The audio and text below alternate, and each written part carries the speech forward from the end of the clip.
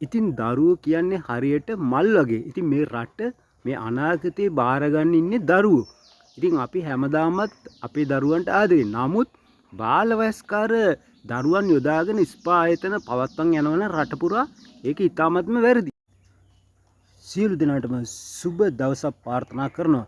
ඉතින් අදත් ඔබට හොඳ වැඩසටහනක් අරගෙන තමයි X channel YouTube නාලිකාව ඔබේ ආලින්දට ආවේ. ඉතින් අපි දකින්න මේ වන විට රට පුරා ස්පා ආයතන පවත්වාගෙන යනවා. ඉතින් මේ ස්පා ආයතන තුලදී යම් ක්‍රමවේදයකට මේවා සිදු කරන්න මේවා වෛද්‍ය නිර්දේශයක් මත හරියට සිදුවන්නේ. අපි දැක්කා රාගම ප්‍රදේශයෙන් අවුරුදු 16ක බාල වයස්කාර දියණියක් පොලිසියට කොටු වෙනවා. ඉතින් මෙම ස්පා ආයතනය තුලදී ඉතින් අපි බලමු රූපරාමු.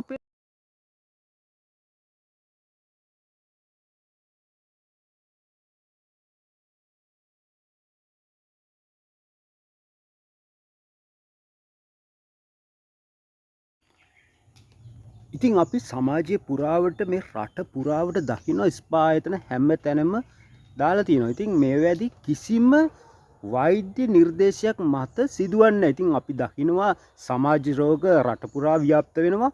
ඒ වගේම ඒඩ්ස් රෝගය තිබෙනවා.